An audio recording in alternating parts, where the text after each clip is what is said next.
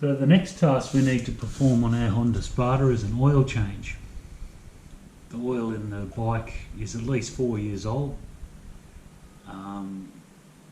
It looks clean through the sight glass, and I can see through the sight glass. That's pretty important. If the sight glasses become absolutely fouled up with gunk, then chances are the motor is not real healthy and the oil was never changed. But we need to change the oil because we're not going to be starting it and running it for a few minutes. We're looking at riding it. So that 4-year-old oil, which is an unknown quantity, could have been due for an oil change, could have been changed the day it was taken off the road, who knows. Anyway, what you're looking at here is the underside of the Spada engine. Now this is exactly the same as a VTR250's engine, this end of it anyway, and strikingly similar to a VT250F series, so the FJ for example that I have hidden away in one corner of the workshop. That looks identical, takes the same filter, so does the VTR. A derivative of the VT250FJ is the American VTR250 Interceptor. So if you're lucky enough to own one of those, this oil change instruction is pretty much the same. The motor in the FJ and the VTR250 Interceptor is basically like a father to this engine. This engine is a development of the FJ and the earlier VT250Fs. Anyway, what we're looking at here is the very bottom of the engine. So looking at it from the right hand side where I've got the camera mounted,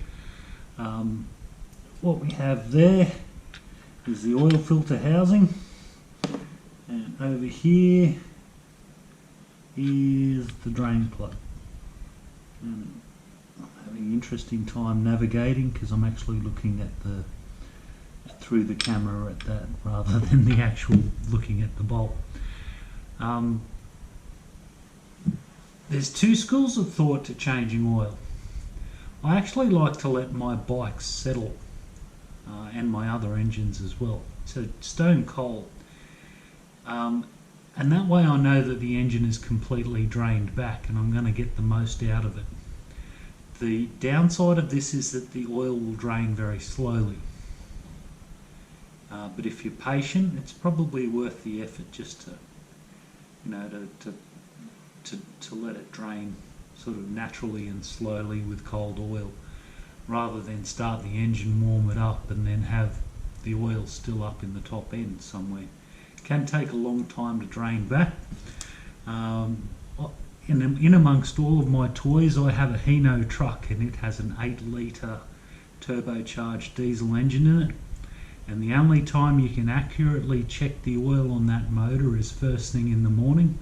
It takes hours to drain back, literally hours. So when I dip the oil on that straight up, 10 minutes after switching it off, there's probably a full litres difference, but we're talking about an engine there that takes nearly 15 litres of oil.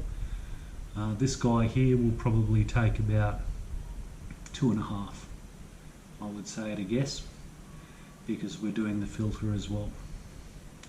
So we'll stop waffling on. We're going to change the filter as well, but we'll start by cracking the drain plug. 17mm spanner. Never cracked this before ever. Somebody else hopefully had.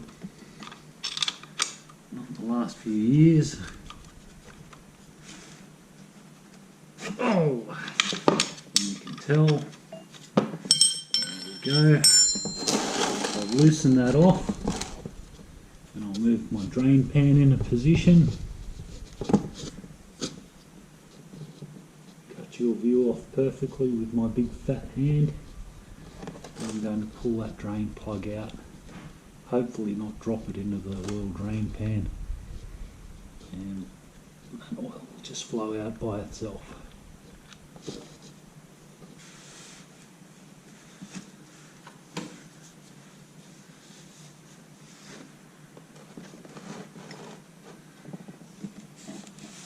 So out she comes.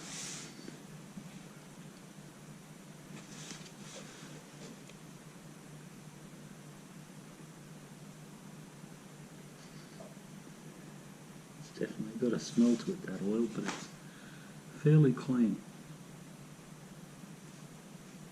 I would say it was actually due for a change when it was taken off the road.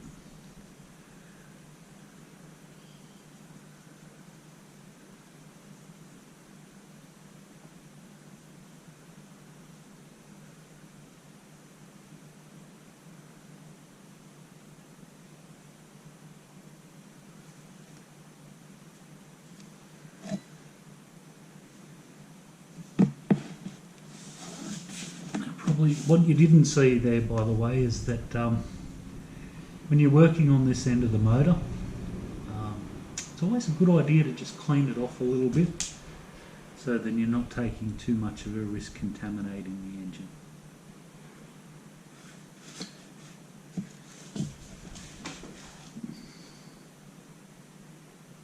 It's draining well.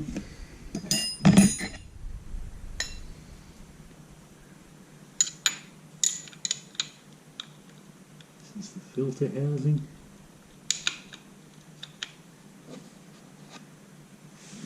Move the pan up a little bit. I'm going to crack that. Oh, if it wants to be cracked.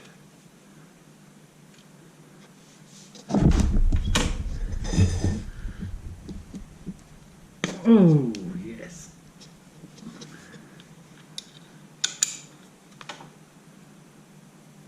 Oh, that didn't want to come out. Here she comes.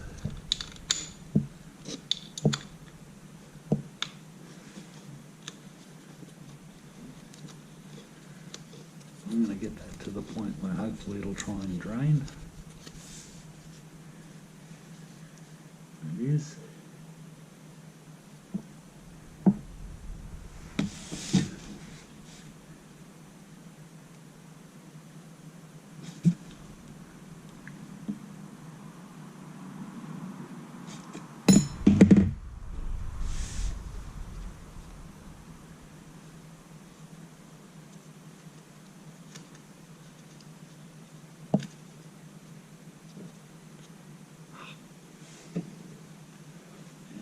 Dirty.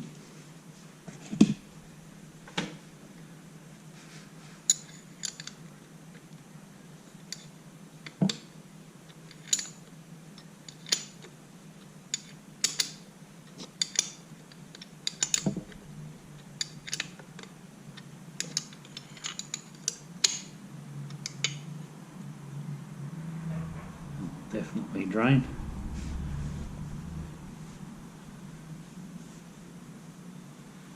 Oh.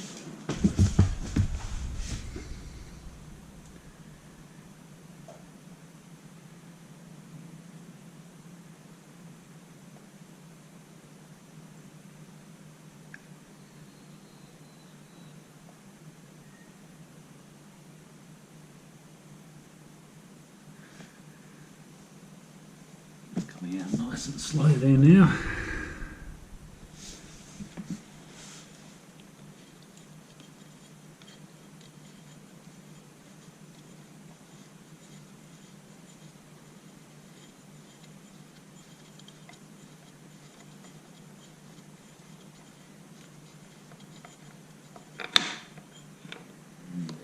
The filter.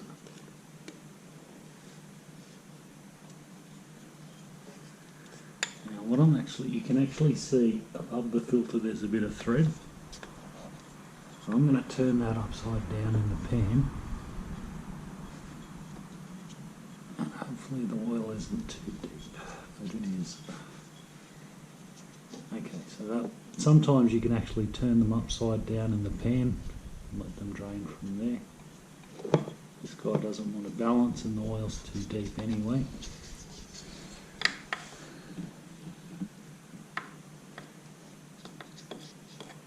I'll just let him run off in my hand there for a little bit. Oh, and then I'll drop him. Alright, well, I'm always saying that these are not cut or interfered with in any way. Ugh, there you go.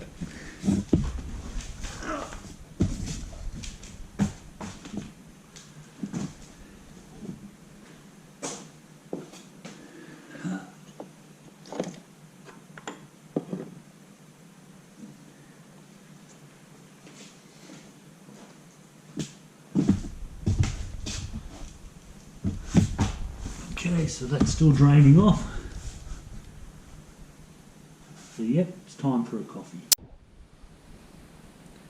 Now the oil's been draining for about 5 minutes now. This is the other side of the bike now, you may have gathered, the left hand side. The drain pan has a handy little spike there that I can put through the middle of that bolt, which is hollow, because it's actually part of the oil supply, and allows it to drain. I'm just going to flip him over and drain him a bit the other way. Try and avoid making a mess, it's bad for the environment. It gets you in trouble with your mothers, wives, landlords, parents. You know, nobody seems to like us having a bit of fun and making a mess. I don't know why. So while that's draining, I'll get the replacement filter.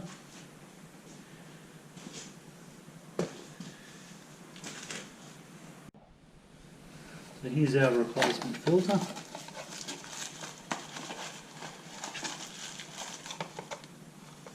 It's a bit of a one-size-fits-all kit, this one, because this particular filter, which is a HF111 from memory, don't quote me,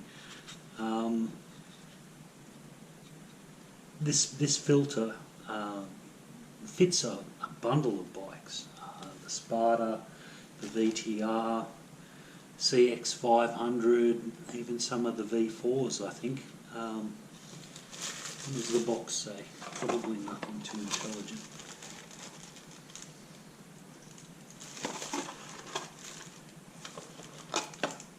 OF1. Yeah, that would not be the original part number. Make sure you get the proper fitment for your bike. Wherever you get your filter from, they'll be able to tell you what it is before you even start the task. So we'll pop him down there. It's a bit of a one-size-fits-all kit. 2 O-rings, 3 O-rings, sorry. That square one, we're not going to be using that. The small one and the large round one, they're the ones we're after. So I'm working over a drain pan, you've gathered.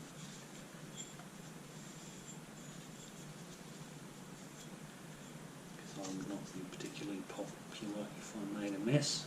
So I'll just try and keep that in the field of view. That's our used filter. Not in a bad state. As I've said a few times, I guess, I'm familiar with the guy who owned the bike before I did. He was quite mechanically minded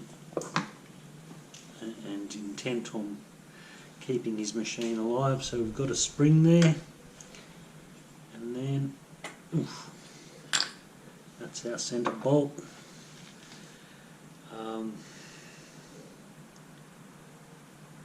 From memory, it actually draws up through the oil is actually drawn up into the oil pump through the centre of that bolt. Those holes there, you can see the filter sits around it. It seals top and bottom with those seals there, and that forces the oil flow through the filter and filters it. So that small O-ring is actually that guy there. So let's see if we can get you guys nice and close to that. So I've just sort of pinched it to get a grip on it. When you're removing O-rings and stuff like that, try and take them off undamaged, because sometimes the kids get it wrong and the filter's right, but the O-rings aren't, or something like that. And you end up using your used ones again. You can reuse rubber O-rings to a degree if they're not damaged. Eventually they do come out of shape or flatten. So we're just slipping that over.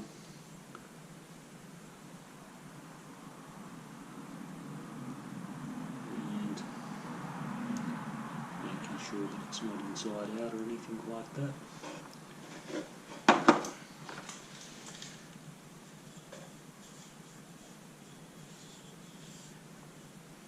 And this is where our larger O-ring goes.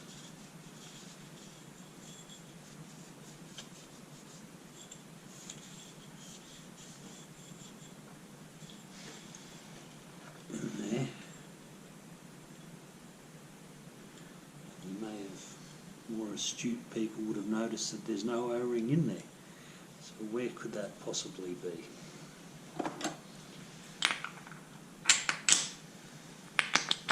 Fit the new O-ring, bolt goes back in, looks nice and clean. Our spring, our filter, all coming together quite well.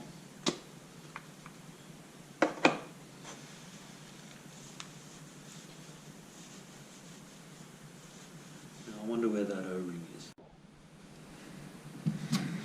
Okay, we can stop looking now. It had actually stuck to the bottom of the engine. Nothing wrong with that. It'll stick to one end or the other. That's taken as a given.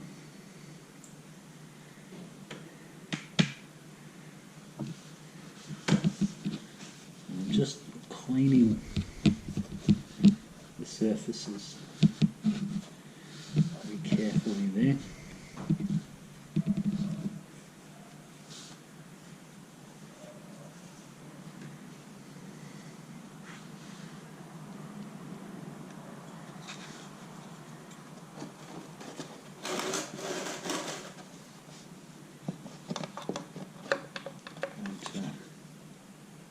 Probably recognise that. That's our entire filter assembly. Pop that back in there. Just be careful with that O-ring, because if it gets pinched it'll leak like a sieve. And if you have to take this back out again, it'll mean dumping your oil.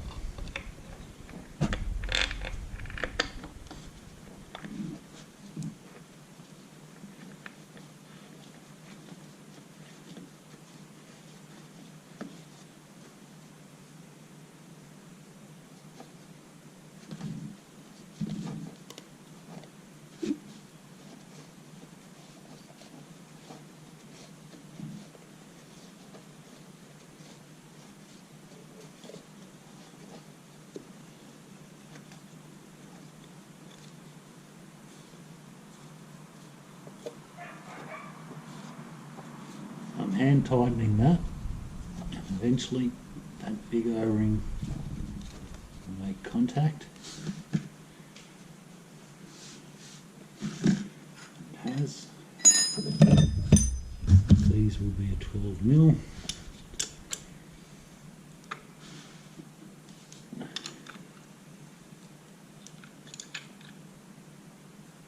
About 25 foot-pounds. So firm, but not rock solid.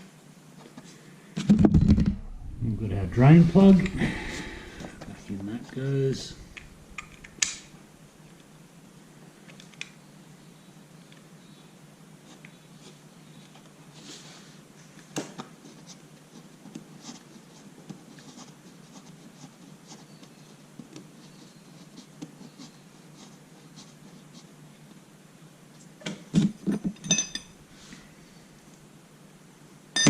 That is our 17.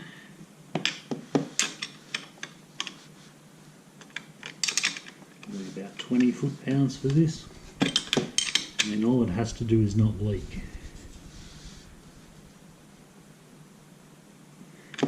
word to the wise. This is an aluminium alloy, probably has a high magnesium content. Neither of those materials are particularly hard. It is really easy to strip threads on these things.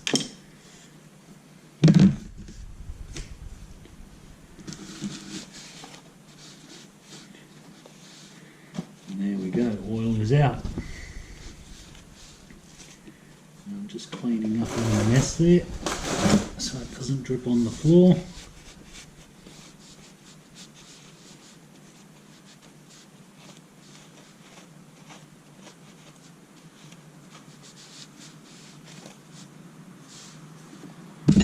Check my handiwork. Yep, I don't want to tighten it anymore. More of that.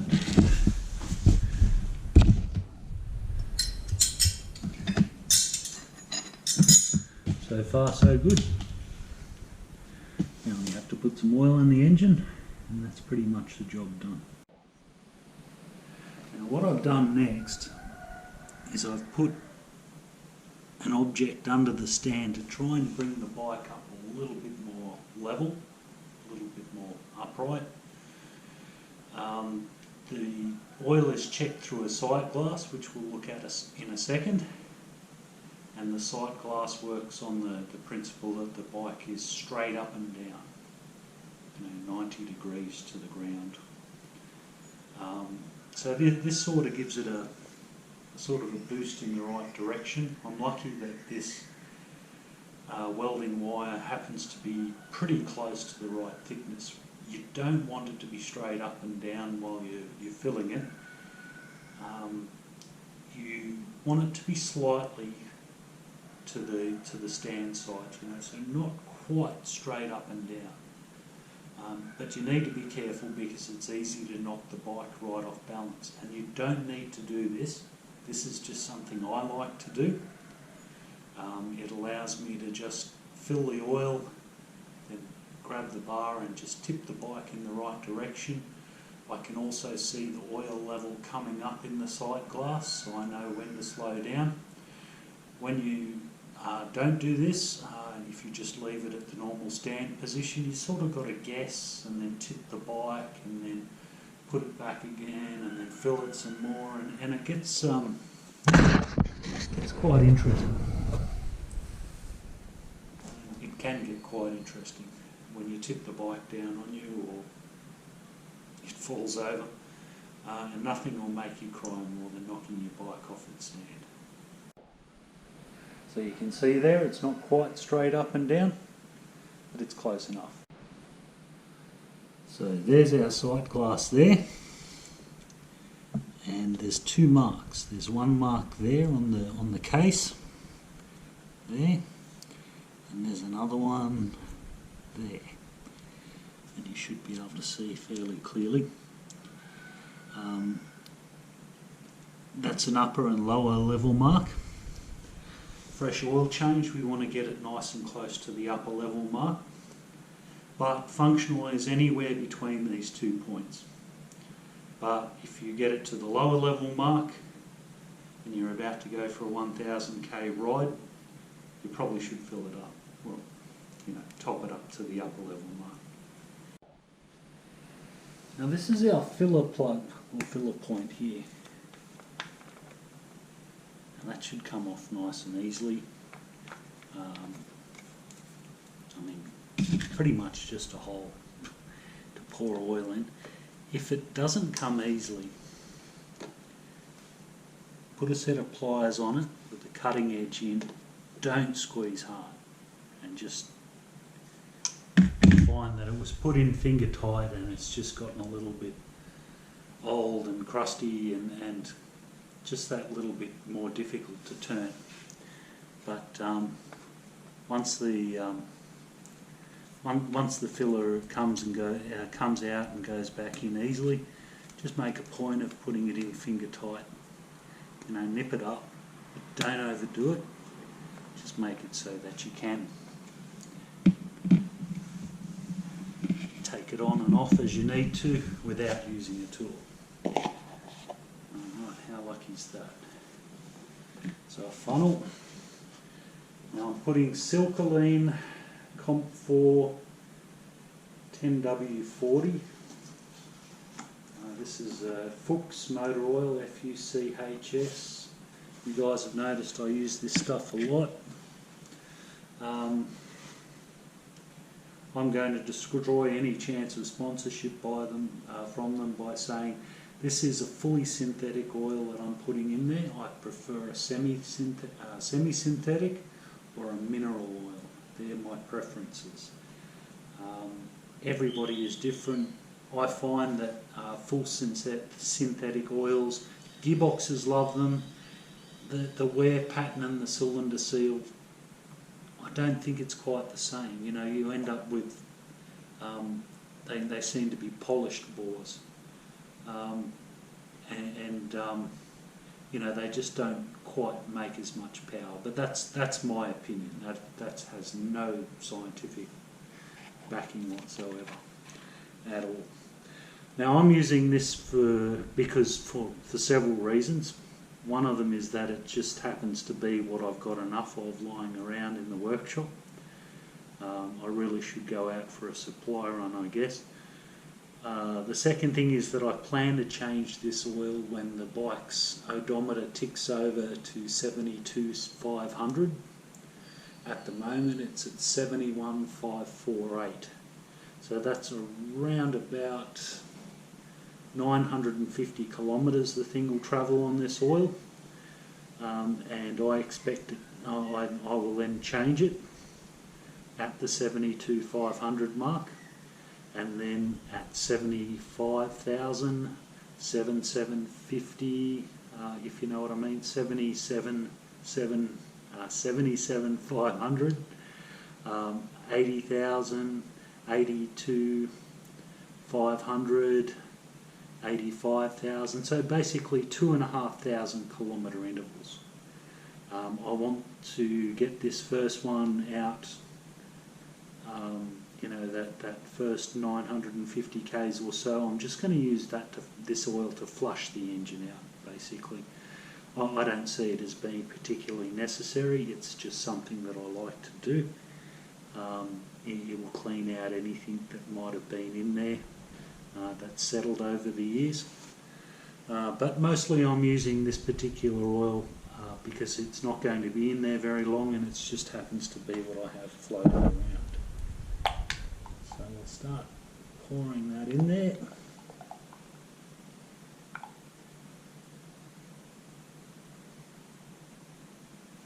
And the beauty of having the bike semi-level is that I can actually keep an eye on that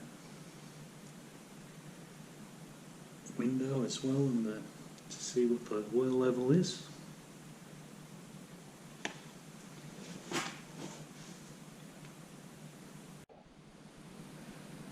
Okay, so once again looking at the oil sight glass, there's your lower mark, there's your upper mark, and poured enough oil in it now to appear on the sight glass. And what I'm going to do, I'm actually, you can't see this, but I'm actually sitting next to the bike on a milk crate, and I'm just bringing her up to level it, and I have my knee against it so it's not going to go anywhere, and that is straight up and down, and we can see that is right on the upper level mark. So we're right on the money as far as the oil level is concerned.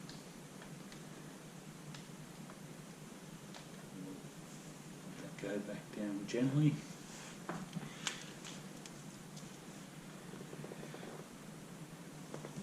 And we'll put the filler plug back into it.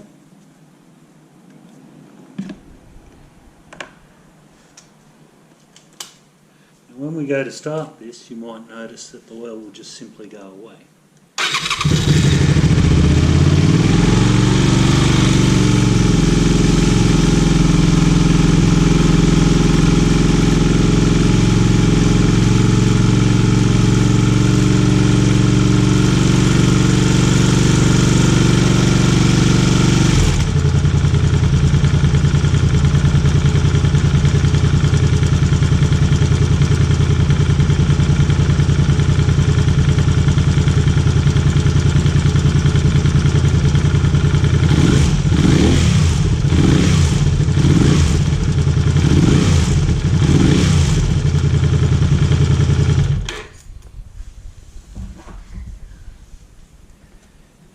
course, oil simply went away because it was being pumped through the engine.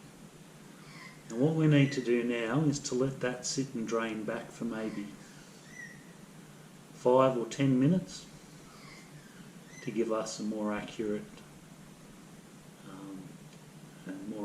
reading on how much oil is actually in the engine. Because we replaced the filter, parts of the engine would have been dry. So I would expect that the oil level is going to drop slightly. Cartridge type filter engines, you know, they will definitely fill that cartridge and you will get a marked drop. Because there is an element in the bottom of the sump of this engine slightly different.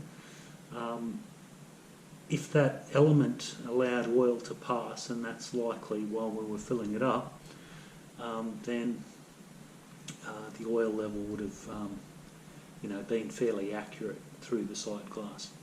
But let's give it 10 minutes, maybe have another coffee, see what happens from there. So we're a couple of minutes down the track and that oil level hasn't increased. So we've basically pulled the oil through the filter, and that's why we see a drop in level. So we're just going to top it up.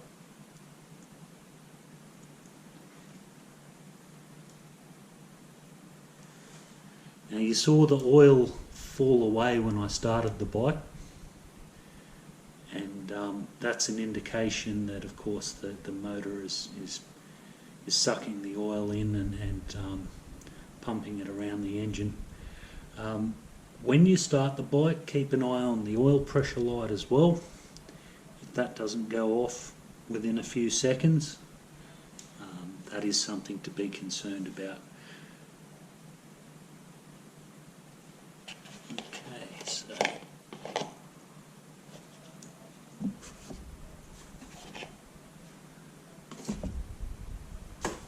once again, tipping the bike to the straight up and down.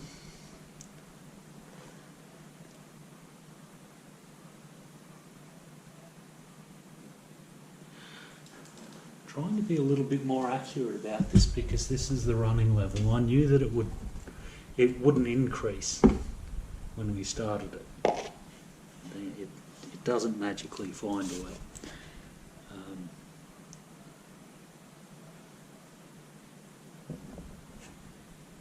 So we're just sort of creeping up on the upper level mark.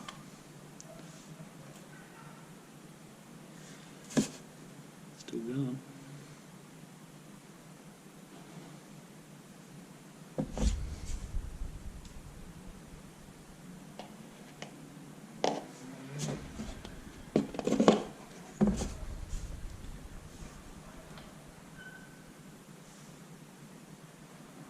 Once again, bracing that with one knee and bringing it to the upright position.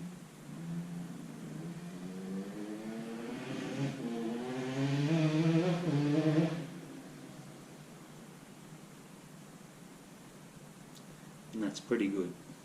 It's just on that upper level mark. So I'm happy with that. Hopefully you guys are happy with that.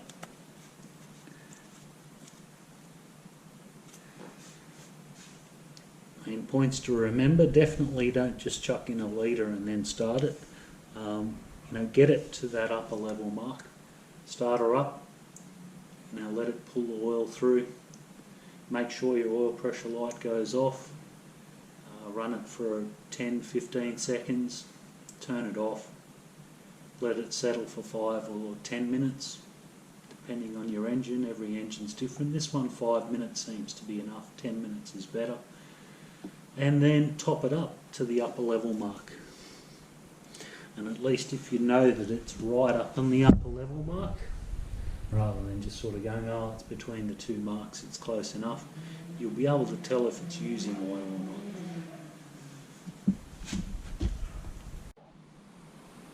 And the final thing that you need to do is to run it and check for leaks. Just run it for 5 minutes till she starts to warm up a bit. Any leaks that aren't apparent after that time hopefully won't be an issue. If you're gentle, you don't force anything, and you check that your O-rings are in their grooves and not damaged in any way, you won't find it leaking at all.